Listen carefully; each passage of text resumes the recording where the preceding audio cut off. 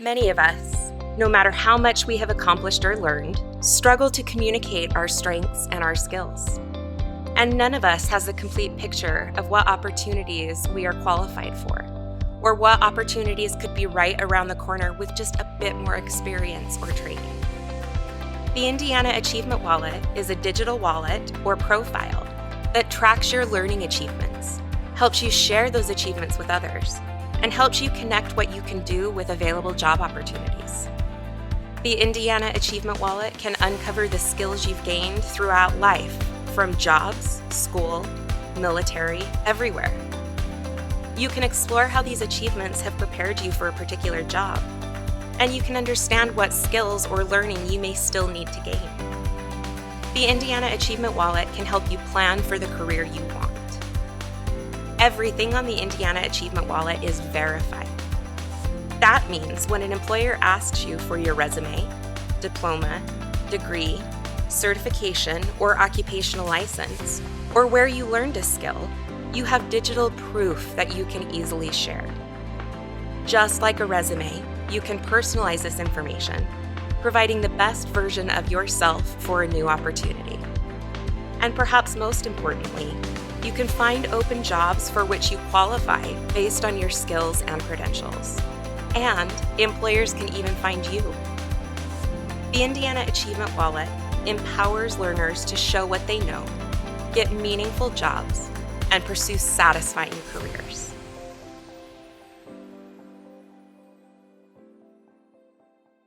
What we're doing is so important to enabling a scaling of what is a transformative ecosystem.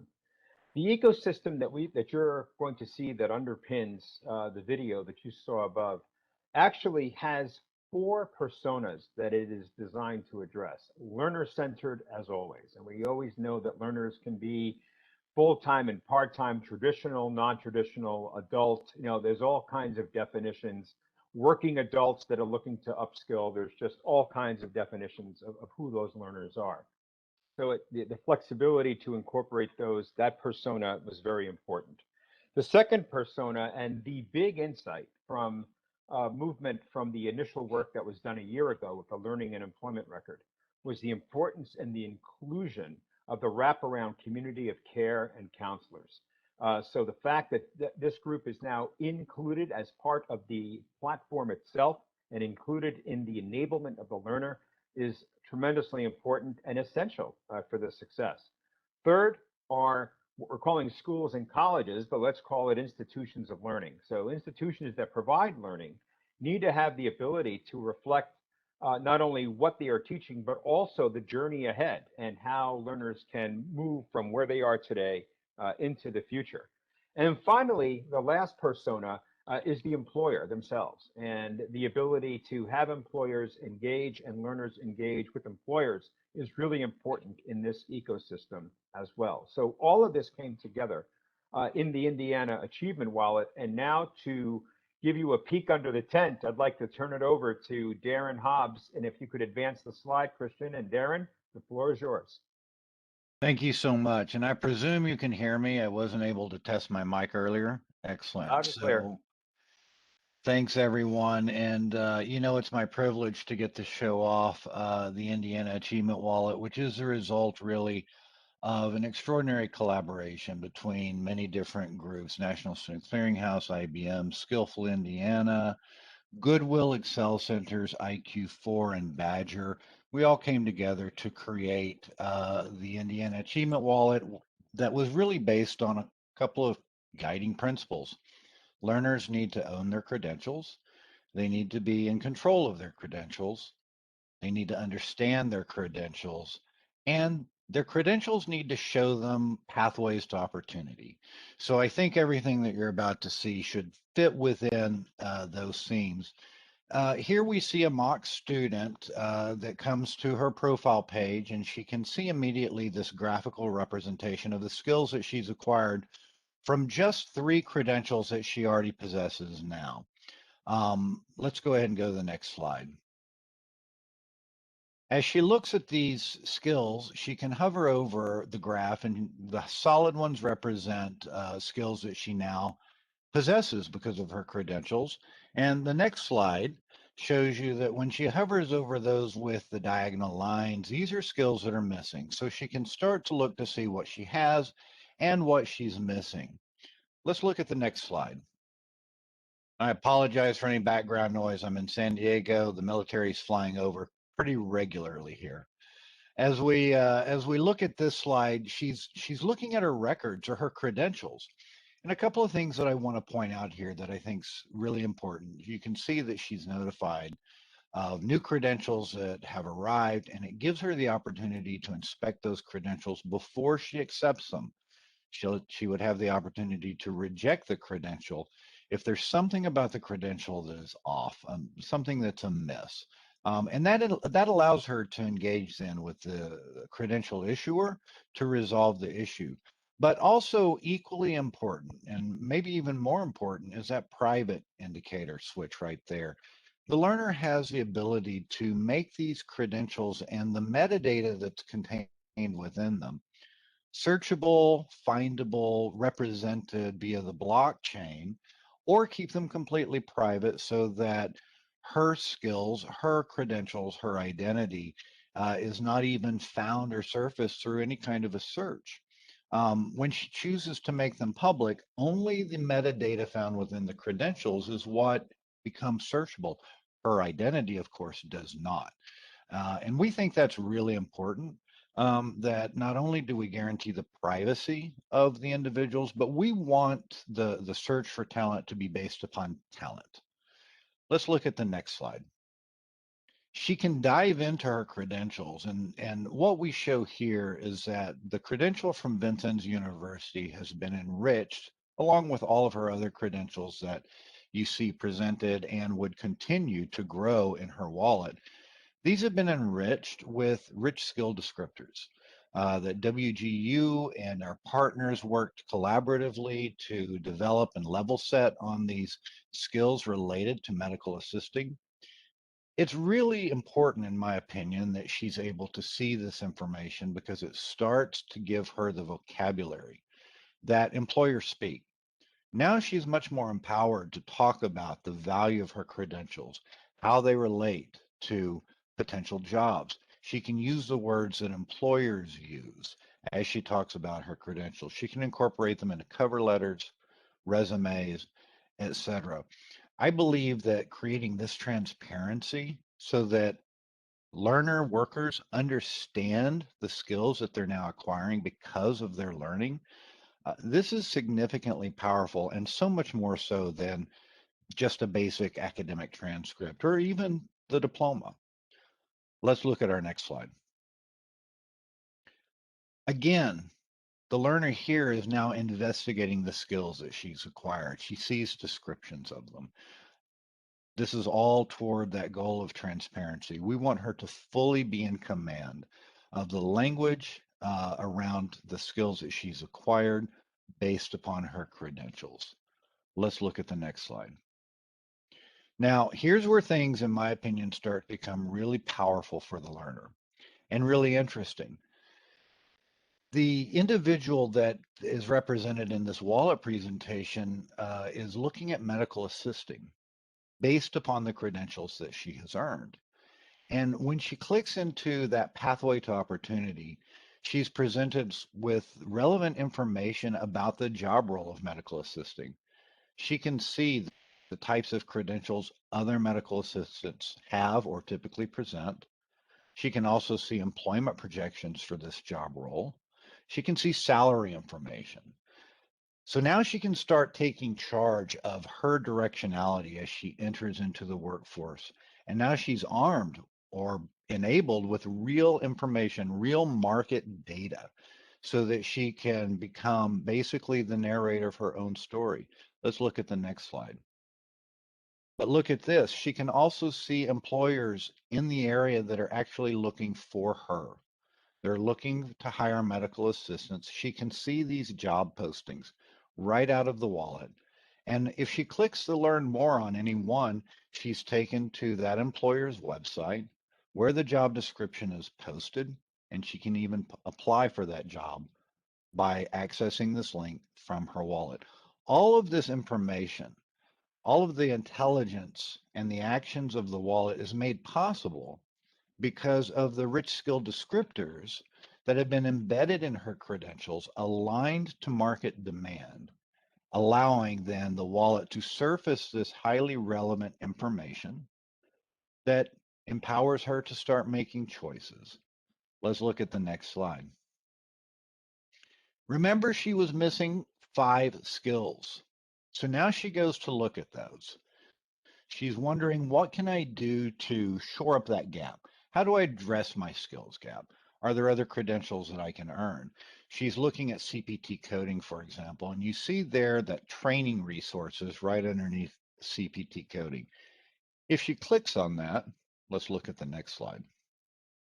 Now we show her institutions, education providers that offer pathways to address those missing skills by earning additional credentials so that she can begin to address skills gaps as she looks toward a future of employability, different opportunities within the employment landscape. Speaking of which, let's go ahead and go to the next slide. This is my final slide, Rick, but I really want to kind of dwell on this for just a moment, and I'm hoping that people can absorb what we're showing here. The earlier slides showing her pathways to opportunity were showing 3 job roles: medical assisting, medical coding, etc. But what if she wants to take that next step? What if she wants to go further? What if she wants to plot out, if you will, my future advancement within healthcare? Now she can start to see other job opportunities beyond medical assisting, but where the skills from medical assisting have relationships to these new roles. If she were to click on one of these that she's looking at, again, the same information that we saw earlier on the left-hand side of her wallet about employment projections, types of credentials, etc., would be presented to her. So would the skills gap. Theoretically, if she's looking at more advanced positions beyond her credentials, the skills gap might be larger. But again, we can also show her where she goes next to address that skills gap, the credentials that she may need for this new role.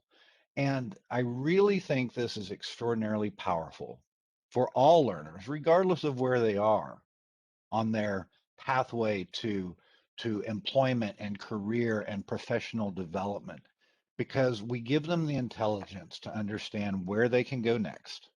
And I think this is just, I don't know, I get goosebumps still as I think about it. The last thing I'll point out before I wrap up is that this technology is super cool, but not everyone's comfortable with technology. This is where the importance of that wraparound community of care service comes in. We need the human touch, the human element to come into play to help learners that might be new. Well, all learners will probably be new to the concept of a wallet as we move into this future. Help them to understand it, leverage it to their advantage as they seek to curate, develop, and assert their unique skills and talent brand. I think I can stop there. All right, thanks, Darin. And if we can advance to the next slide, I wanted to throw a couple of questions out to the panelists. And, a lot of progress has been made over the course of the last 6 months. In particular, when you start talking about not only the development part, but the enablement of this learner-owned, digitally enabled, credentialed learning and employment record. And what I wanted to do was to have you all briefly talk about your work, the nature of your work, and kind of some of the big parts of the progression that you would like to highlight that you see that you've participated in the last 6 months. So Darin, why don't we just continue with you on this question? Sure, thank you. When I think about the progress on the LER with an achievement wallet, what really has come home to me is the importance of creating the transparency around credentials and embedding and meshing those credentials with the data that makes this kind of technology powerful for the benefit of the learner worker. Creating those alignments so that, yeah, I have a degree, Darin has a degree, but how does that relate to the workforce? What are my pathways to different opportunities? I can't see that because of how we've traditionally thought about credentials. What I love about this and what I think is extraordinarily important is the metadata related to the marketplace that can be found within these credentials. And WG has made significant progress in this area. We have denominated all of our competencies with skills at this point. Thanks, Darin. Well, Kymberly, Darin kind of threw you a bridge comment a little bit earlier about the community of care. So, Kymberly, would you like to talk a little bit about how the community of care has been able to embrace what's been going on here and enabling the learner? Sure, and I'm happy to, Rick. And Darin, thanks so much for setting me up so perfectly there. The community of care's role and focus is really on the learner, those individuals who are designing the learning and employment record solution for. Our first learners engaged in the Indiana Achievement Wallet pilot were students of Goodwill Excel Center of Central and Southern Indiana. And we've heard from our partners at Goodwill that over 7,000 students earned industry recognized credentials at Goodwill since 2010. But their learners still struggle to articulate what their certification proves they know and what they can do, and how they connect what they can do to higher paying jobs or to post-secondary programs aligned with their certification. And it's these learners and these challenges that we're aiming to keep at the center of our work on the Indiana Achievement Wallet pilot. So participants in the community of care are the partners on this project who are providing coordinated resources for learners and training for learners, giving them the ability to participate and persist in new opportunities along their career and education journey. So we're thinking a lot about the needs really spanning from just even communicating what the Indiana Achievement Wallet is to learners and helping them understand the benefits of participation in the pilot, even this early in development, to broader ecosystem efforts. For instance, continuity of supportive services, seamless referrals from one education provider to the next, and how the technology we're using in the Indiana Achievement Wallet can help to enable all of that. All education providers in this pilot provide access to support staff for learners, and that is intentional. These support staff go by a variety of titles, such as career coaches, career counselors, navigators, mentors, case managers. But what's really important to us is that we think human support is critical to the success of the Indiana Achievement Wallet. And the last thing I'll say here really is that this pilot could run without the community of care, but we then consider the question of who would it benefit. It would benefit those most likely who are currently enrolled in some form of higher education, maybe those who have a strong support network already, who've completed a degree program. But it might not benefit those who've been left behind in the economic recovery. And we want the Indiana Achievement Wallet to be inclusive of all learners. And to do that, we have to focus on the learner, provide the innovative technology, and the human support.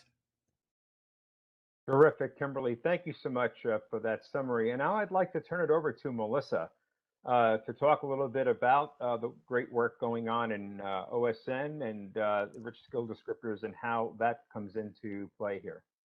Thanks, Rick. I'd be happy to do so. As members of the OSN are aware, WGU is focused on the articulation of skills, and our work within the Indiana Achievement Wallet project is much of the same. We see the importance of skills, and we're working to articulate the value of credentials with skills language. WGU has always been competency-based, and since inception has collaborated with industry partners to help define our degrees and the programs that we offer. And through these partnerships and conversations, we recognize that industry sees the degree as a poor proxy in identifying what learner earners are capable of performing on the job. So we had a lot of work to do to unpack and represent our degrees in the language that employers are using, and that language is skills. Through this work, our team at WGU, the skills architecture team, was established and the Open Skills Network evolved. And as you are all aware, that's a major cross-sector collaborative. And really at WGU, we are student obsessed. We wanted to make sure that we come together to create a common language around skills that adds values to the learner's credential in terms of helping employers understand those skills represented by the credential. And really, it was of utmost importance to us to help empower our learners by providing them with the language of skills so that they know how to talk about the skills that they are bringing to the table. They can market themselves, talk to employers about their unique talent brand that they offer, and the synergy that we have in rallying with skills as the common language used between higher ed, the training sector, employers, and learner workers is something that's taking the Achievement Wallet and digital credentials just to that next level. Thank you so much, Melissa. And now, Alex, I'm going to flip it over to you. And Alex, you've been on this ride for a few years now, starting with the American Workforce Policy Advisory Board and its inception, and really playing a leadership role as this thing has evolved over time, this thing called the Learning and Employment Record. So I'd love to get your perspective now on sort of the progress that's been made over the last, 6 to 9 months and where we are with the Indiana Achievement Wallet. Well, I think it's really been significant, and I think the Indiana Achievement Wallet exemplifies our ability to actually do this. So, we've all been involved in this community that has a high focus on helping students succeed, helping connect employers with potential candidates, and helping people understand their career options. The big lift and one of the most challenging problems is actually doing it for real, building a scalable infrastructure, understanding the standards and specifications that are required, working within very complex enterprise ecosystems amongst employers and academic institutions to bring it to life in a really simple format so that people have a wallet in their hands that has information that they can control and they can decide how to share. And we've done it. And so that's really exciting progress. And I think a lot of credit goes not only to this particular team, but also to sort of the broader circle of stakeholders involved in this initiative in the United States. So we're at the point now where now we need to go expand it. We need to take the kind of work that we've done in Indiana. We need to continue to expand it in Indiana, and we need to expand it around the country. And I think we're right at the beginning of creating a learning and employment record infrastructure for the United States. Alex, thanks for that. And just, as we're moving on to the next question here, we can advance the slide. I think it's interesting to think about the world of transitions that are happening out there. They happen in one of four ways over the lifetime of a learner, right? You have school to school transitions, and, there are countless ways that can happen. And then you have transitions from school to business, right? You go to an apprenticeship, you get a job, whatever it might be. And then you have business to business. I change jobs. I go to a new employer. Maybe I start on a whole new career, right? And then you can go from business back to school. So part of what's going on here is how do you create an ecosystem where those transitions and the skills that are obtained all along that journey can port in a interoperable, very visible and understood way from one transition point to the next. And along those lines, there's been a big evolution going on in the education and workforce landscape right now. And so, how would the work that's going on with the Achievement Wallet right now benefit students, employers, and institutions? And I think we're going to have three different perspectives. So I'm going to turn it over to Kymberly, to talk a little bit about her views on the learner side of things. Thanks. And three things and three benefits really come to mind for students. The first one is the ability for students or learners to uncover skills that they may have gained throughout life from school, work, military, from volunteer experience, and understanding how those skills are associated with a variety of occupations and really being able to visualize what progression looks like for that person over time. And that really corresponds with our partners at Goodwill and how they describe the Indiana Achievement Wallet. They use the term smart resume and how the Indiana Achievement Wallet takes some of the guesswork out of the job search or the post-secondary planning, especially for those who want to further their studies in a particular field related to their certification. The second thing that comes to mind is having information in one place, and that includes diplomas, skills, credentials, degrees. Essentially, the place where you, or however you learned a skill, and the digital proof of that skill. And that gives control back to the learner. It helps them from wasting time trying to gather all of this information, which in itself can be a barrier. And then the third thing is having education providers communicating with each other to create a more seamless transition from one experience to the next, and helping to create plans for continuity of supportive services. I think having that as one less responsibility on the back of the learner is a huge benefit.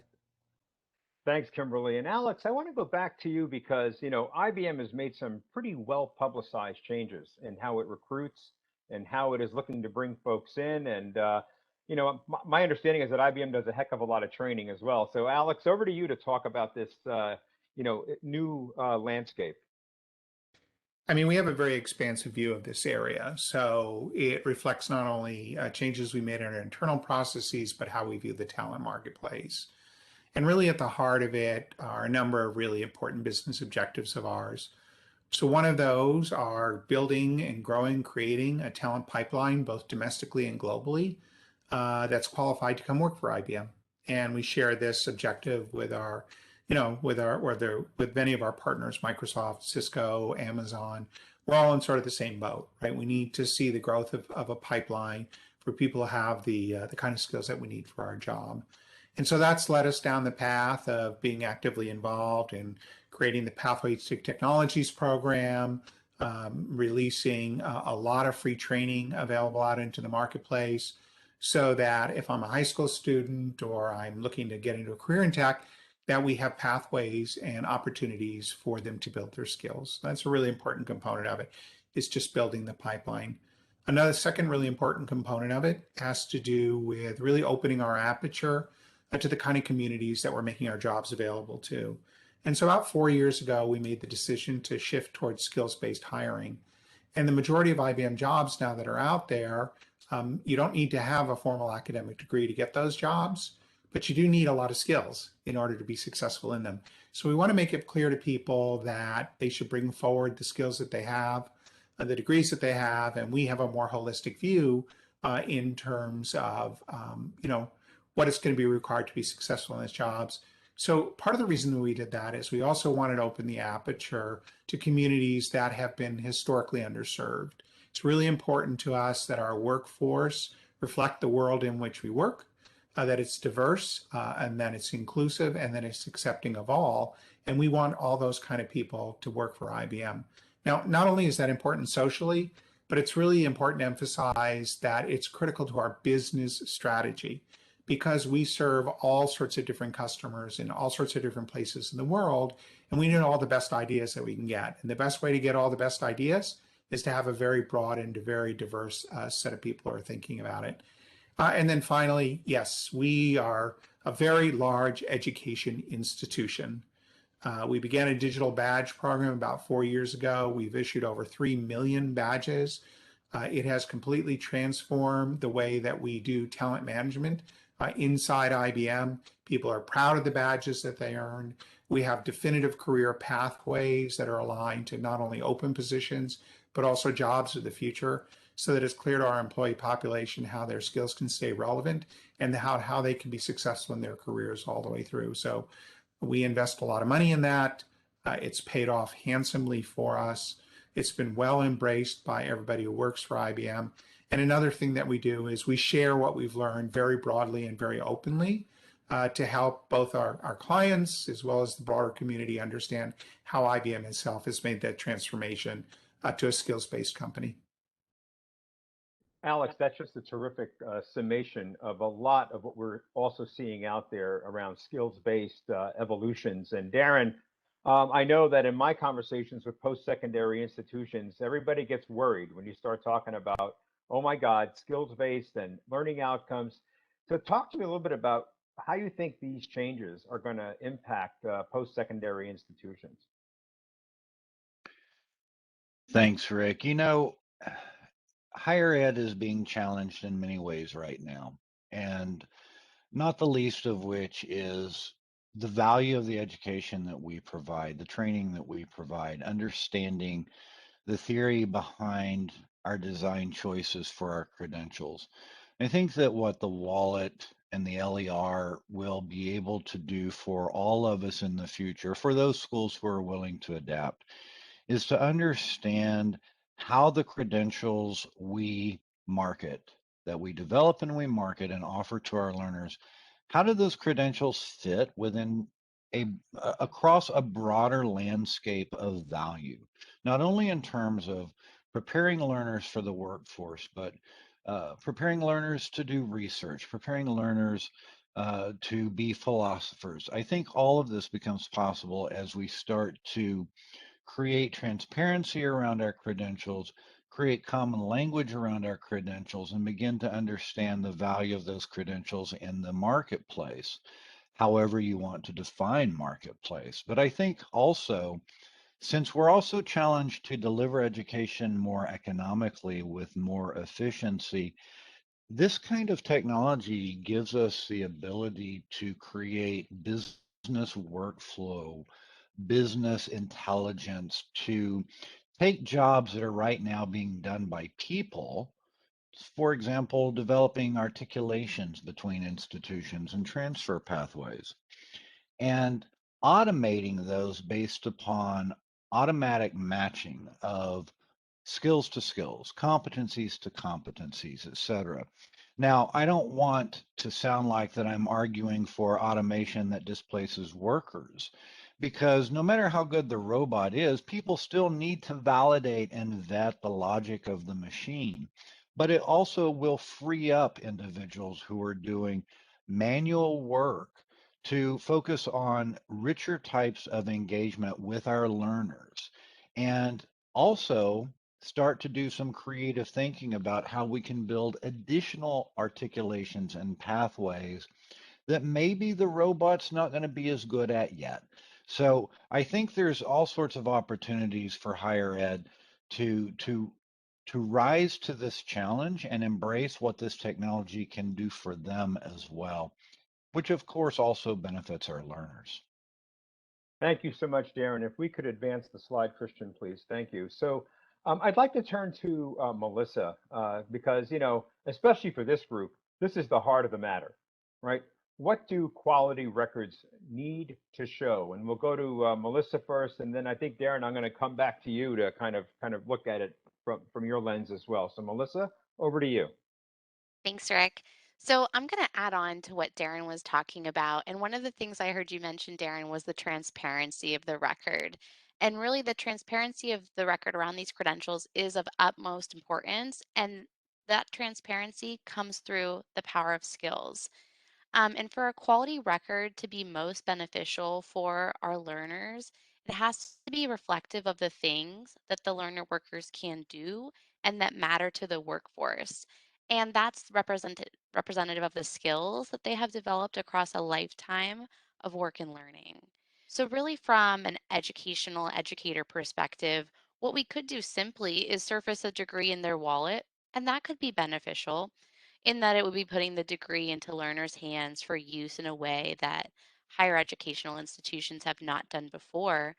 But really, the impact and the power in the credential increases exponentially when we speak about the credentials in a common language of skills. So, for it to be of maximum value, any educational credential that goes into the Learner Employment Record wallet should be founded with skill alignments so that learner workers can communicate to potential employers, to their current employers, to other educational institutions, or whomever they chose in sharing the skills that their experiences and education actually reflect. Melissa, thank you so much. Darin, I know that Western Governors University also does a lot of work trying to translate, prior learning experience into skills and into competencies and all of that. So this is not just for the traditional education pathway, obviously, also non-traditional learning, non-degree earners. Can you talk a little bit about, from your lens, again, what do these quality records need to show? So first off, they need to be digital. Let's leave the paper behind. And Melissa was really kind of nailing the point that credentials records need to have transparency around them. They need to be meaningful.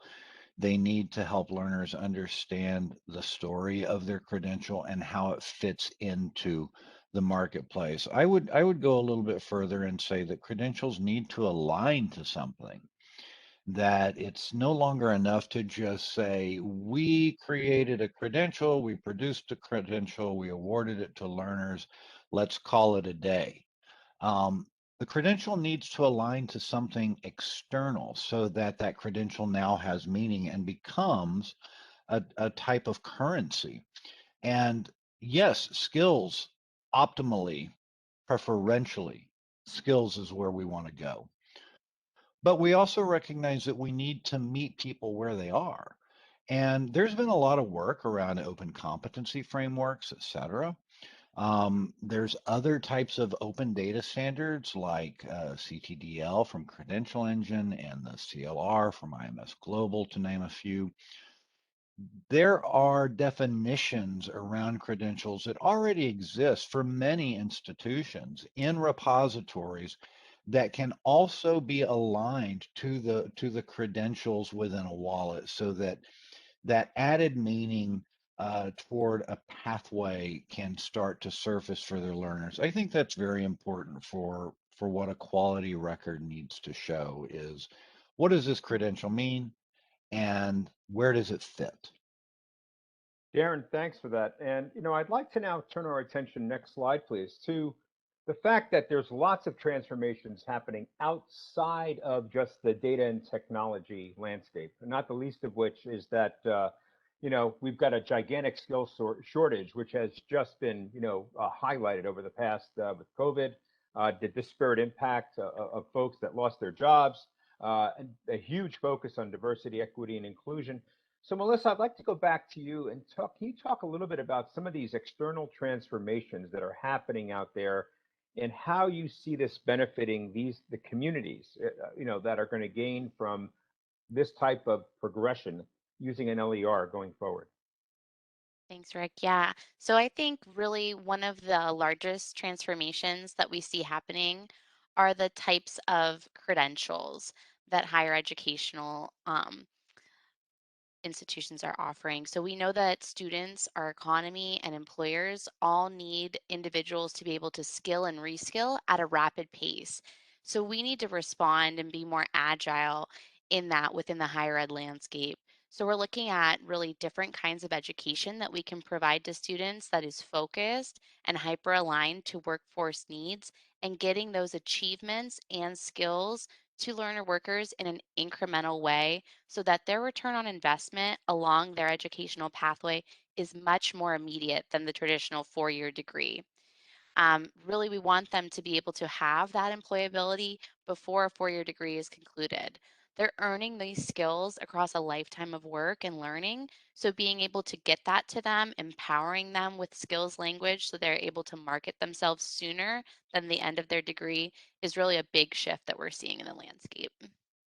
Thank you, Melissa. And Alex, I'd like to go to you as well. And I guess, one comment I would say is that we just keep reading about this rapid acceleration of skills-based focus, right? And so, same question. I mean, could you talk a little bit about how this transformation outside of just the data world is having an impact in, the communities that are out there with this skills lens? So employers need a lot of people to fill jobs. Many of those jobs require a high degree of skills. And I like to think about this through the lens of economic and workforce development, particularly at the regional level. And I think what we're seeing is a clear recognition that, one, employers are trying to signal to the marketplace what kind of skills people need in order to apply for the jobs that they have open. And secondly, education providers are trying to fill that gap. So this is just very real. I mean, we're all struggling to fill a lot of jobs. There are a lot more jobs coming in the future. And we see communities coming together at the regional level to try and connect workforce development with economic development, with academic institutions and employers in order to, I'll say, reduce friction in the entire process, make it easier to connect people. So this is very real. And I think that's a really big push. There's a lot of wind behind the sails of this. particularly because of the fact that we have millions of open jobs and, everybody's looking for great candidates. Alex, great point, and that friction reduction point cannot be emphasized enough, because if and I think that's one of the goals and objectives that we certainly have here. So Kelly, I know you've got some questions coming in, so I'm going to throw it over to you for some Q&A. We do. Thank you guys so much for being so active in the chat and in the Q&A. You definitely still have time to go ahead and enter in those burning questions. Actually, one question, I had one question while everyone's still entering in that I was thinking of as you guys were chatting. Do employers have access directly to the LER as well? They do. Yeah. Yeah. I mean, part of the entire concept of a learning and employment record is that employers will have access to that information. Of course, it has to have, proper permission from the individual. But what we're going to do is provide employers the opportunity to look for people within the LER ecosystem and give individuals the ability to share that directly with employers. So, yeah, I mean, they're the third leg of the stool here, and they're an essential component. That's right. And to Alex's point, I know the Clearinghouse, and most of you that know us from sort of the education side of the world know that we're up to our eyeballs in privacy, security, and transparency related data issues. And all of those boxes need to be checked as we begin moving into this direction, right? And so you can be assured that as the ecosystem is built out, those will be items that will be taken into account as learners are permissioning their information to be seen. Definitely. And Kelly, I'd like to point out, if I may, that your question also implies something that we have not directly discussed, and that is employers are not just passive consumers in this ecosystem. They can also be contributors. There's a lot of workforce training that goes on within employers, and those can be credentialed and input into the wallet that then just adds to the richness of pathways to opportunity, and also creates the opportunity for academic credit for that learning. Mm-hmm. I am going to get to these questions, but I have a feeling the question that is on my mind as a follow-up to that is likely on the minds of others that are listening in. So I'm just going to throw this one back out to you guys. When I think of if an employer wanted to like continue your thought process there, Darin, how do they then link in through? I think everyone would like to just make sure they're clear on using those RSDs to make those connections so that they know how to become involved in a project like this. So there's an example from Walmart who did some work around basically doing what WGU has done in terms of this skills denominated credentials, and that is understanding the specific skills that are related to execute and do a particular job role, capturing and codifying those skills into RSDs, expressing them in an open data standard like open badges, and then using that as a credential, and then by becoming an issuer into the LER ecosystem, they can then award those credentials to their workers via their own wallet or a publicly available wallet. And then that flows in, and the technology, I think, at that point pretty much takes over in terms of the mapping to opportunities. I hope that answers the question, but my colleagues can correct where I'm off. Well, I'd like to add another dimension to that. And frankly, let's understand that there are many taxonomies out there that define different industries. So, for example, you have the NICE framework, and you have, the ONET.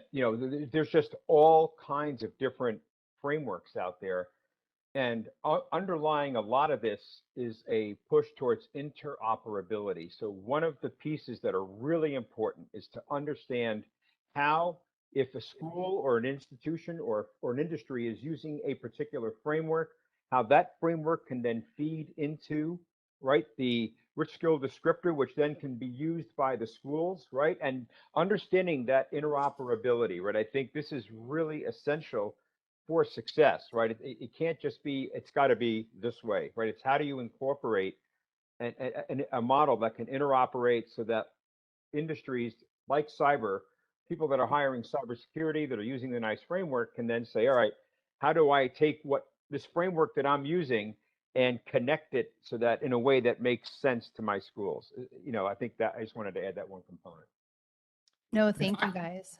Go Can I ahead, just add Alex. one more Yeah, thing? of We're doing a course. lot of work also from the employer side, working with Indeed, LinkedIn, Handshake, all the job boards, so these skills can flow in and out of them. With the human capital management systems, Workday, SuccessFactors, Oracle, and so on. So lots of work going on in that area so that there's this, I'll call it enterprise integration that just allows this to happen naturally.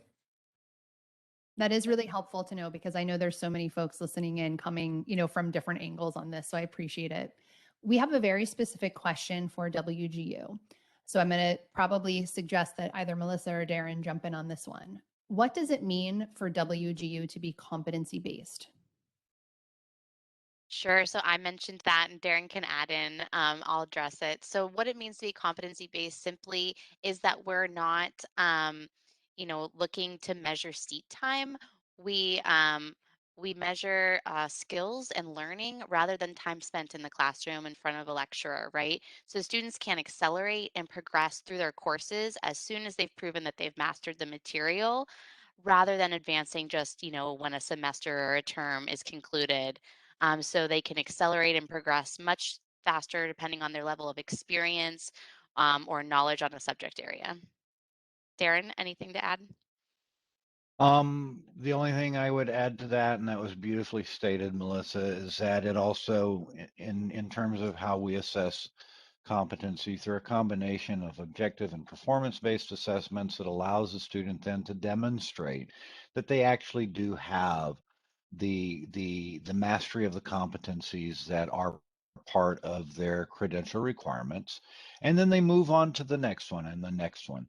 That seat time is really just the biggest difference in that. One of the stories we periodically tell at WGU is a learner that was a bookkeeper for more than a decade and had been doing accounting through bookkeeping for more than a decade and completed their accounting degree within a year at Western Governors, because all of the competencies for an accounting degree this individual had been doing for a decade. They just needed to be able to demonstrate it and then be recognized and awarded that credential. And WGU was able to fit the bill. Thank you both. And sort of a follow-up question, because I feel like we're maybe defining a few terms that all of us might not be familiar with. The other question that came in is, what is an RSD? So for anyone who is not familiar with that acronym, would you guys please give a definition, please? Yes, thanks for asking that question, Kelly, and the audience. So, an RSD equates to a rich skills descriptor, and it's how we at WGU and through the OSN have defined our articulation of skills, which means that we're looking at the skill, the level of performance that the student, the learner, is expected to do on the job, and associating a number of metadata properties along with that performance outcome statement. So it's not just like, what is the objective? What can they do? But there's a number of associated metadata that goes along with it and travels with that rich skill descriptor. Things like the BLS, Bureau of Labor Statistics code, or an ONET code.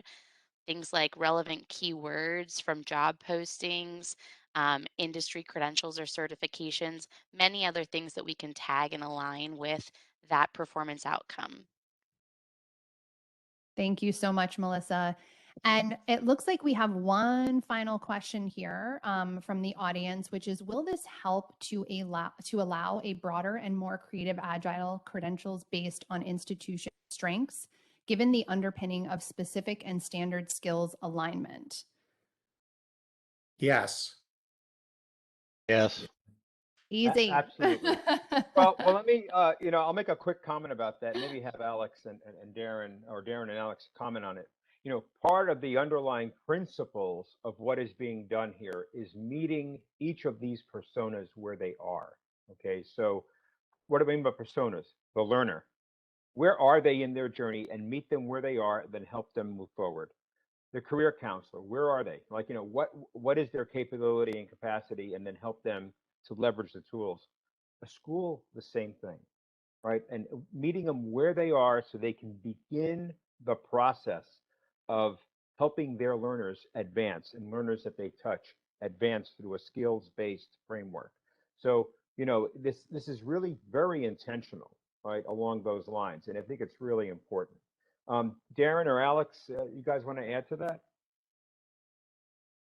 This is one of those questions where I wish I could have a conversation with the asker, because I want to make sure they understand Right. exactly what their question means. But in my mind, the reason I say yeah, the answer is yes, 1,000 times yes, is that it's being able to break down education into bite-sized units. Melissa talked about this earlier, micro-credentials, sub-degree credentials that have tangible, real value the moment that they're earned, that you're not just putting all of your eggs in the proverbial degree basket and then having to wait to get that credential after spending money and time along that journey, sadly, many of which people sometimes have to abandon, and they walk away with really nothing but a transcript. So yeah, it should open up the creative doorway to rethinking how you package your educational offerings to translate into real value quickly for learners. You got a big affirmation there, Darin. Yep. That's exactly what they were looking for. So thank you. Perfect. Well, you guys, all good things must come to an end. If for some reason we didn't get to your question, please feel free to reach out to Open Skills Network directly, and we will make sure that we get those. While we're on this slide, I just want to give a big shout out and thank you to everyone that you're seeing here: Lilly Endowment, WGU, Goodwill, the Excel Center, National Student Clearinghouse, IQ4, Skillful, Ivy Tech, Badger, IBM.